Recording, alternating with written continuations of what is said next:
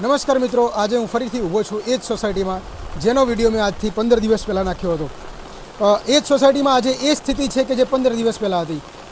Valmiki society Mandal ગામની જ્યાં પાણી ભરાય છે, તમે જોઈ શકો છો કે હું કેટલા પાણીમાં ઊભો છું કે ઢીંચણ સમાનું પાણી અત્યારે છે। વરસાદ રોકાઈ ગયો છે, થોડો થોડો વરસાદ આવે છે, તેમ છતાં આટલું પાણી છે તો ચાલુ વરસાદમાં કેટલું પાણી હશે। અનેકો લોકોના ઘરની અંદર પાણી ભરાઈ ગયું છે અને લોકો પોતાનું ઘર બંધ કરીને અને સ્થળાંતર કરીને અન્ય જગ્યાએ જતા રહે છે। તમે જુઓ કે સોસાયટીમાં કેવી હાલત છે। પણ મિત્રો, આજે હું તમને એ વાત કરવા માગું છું કે તંત્ર જ્યારે એવી રાહ જોઈને બેઠા હોય, જાણી જોઈને કે વરસાદ આવી જાય અને પાણી ભરાઈ જાય તો અમને બાનું મળી જાય કામ ના કરવાનું। કારણ કે અમે છેલ્લા 15 દિવસથી કગરીએ છીએ। ગટર લાઈન નાખવાની સામગ્રી પણ અહીંયા હાજર છે, ગટર લાઈન નાખવા માટેનો ઠરાવ પણ થઈ ગયેલો છે। રોજ અમે કગરીએ છીએ, રોજ સવારે ઉઠીને રોજ કગરીએ કે આજે ગટર નાખવા આવો, કાલે ગટર નાખવા આવો। એક દિવસ પણ ખાલી નહીં જો અમને ફોન ના કર્યો હોય તો। પરંતુ તંત્ર ખુદ એવું ધારીને બેઠું છે કે સખત વરસાદ ચાલુ થઈ જાય અને વરસાદ આવી જાય ને ત્યાં પાણી ભરાઈ જાય સોસાયટીમાં તો અમને બાનું મળે કે હવે અમારે વરસાદમાં કેવી રીતે કામ કરવું, પાણી ભર્યું હોય તો ક્યાં કેવી રીતે કામ કરવું, આવા બાના મળે। એના માટે એ રાહ જોઈને બેઠા છે। તમે જોઈ શકો છો હું કેટલા પાણીની અંદર ઊભો છું। જે અધિકારી આળસ રાખે છે, કામ કરવાની અંદર ગલ્લા તલ્લા કરે છે, આજકાલ કરે છે, આળસ કરે છે, બેદરકારી દાખવે છે, એ લોકોને ક્યાં ખબર છે કે અમારી વેદના શું છે।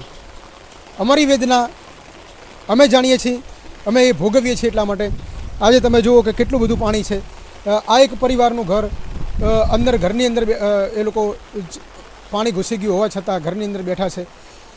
સોસાયટીમાંથી જ્યાંથી જુઓ ત્યાંથી તમને પાણી સિવાય બીજું કાંઈ જ દેખાય નહીં। એક સમુદ્ર જેવું આખી જે સ્થિતિ બની ગઈ છે, આખો જે દેખાવ, તસવીરો જે છે, દ્રશ્યો જે છે, એના ઉપરથી તમે અંદાજ લગાવો કે કોઈ એક સમાજ, કોઈ એક ગામની અંદર પરેશાન થઈ રહી છે, પરંતુ સાંભળવાવાળું કદાચ હવે કોઈ નથી।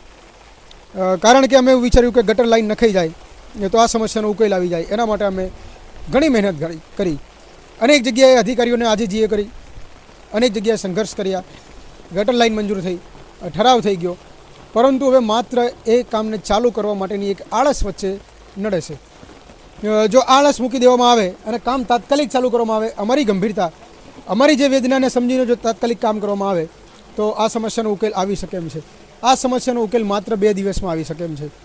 તમામ વાલ્મીકી સમાજના જે પરિવારો છે એ આ પાણીના ગરકાવમાંથી બહાર નીકળી શકે છે અને એમના સોસાયટીના અંદર પણ ચોખ્ખી જમીન, એમના સોસાયટીના અંદર પણ પાણી વગરનો માહોલ્લો બની શકે છે।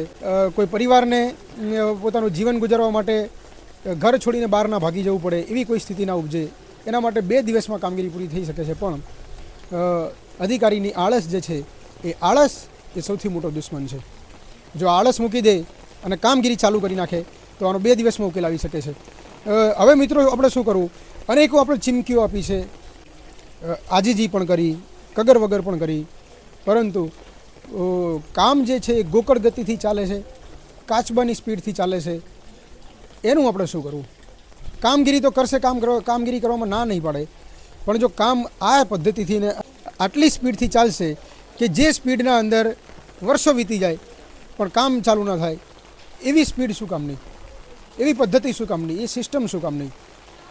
કોઈ સિસ્ટમ જ નથી। સિસ્ટમનું સાવ હવે તળિયું તૂટી ગયું છે કે એક સોસાયટીના અંદર માત્ર 100 મીટર 150 મીટરને ગટર લાઈન નાખવા માટે મહિનાઓ થઈ જાય, 15 દિવસ નીકળી જાય, 10 દિવસ નીકળી જાય।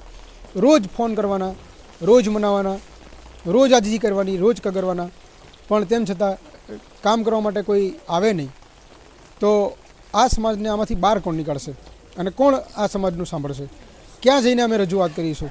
કોના પગ પકડીશું તો આ સમસ્યામાંથી બહાર નીકળી શકીએ? બાકીની જે દ્રશ્ય છે હું તમને બતાવું છું મિત્રો। અંતે હું એટલું કહું છું કે જો આ ગોકળ ગતિની પદ્ધતિથી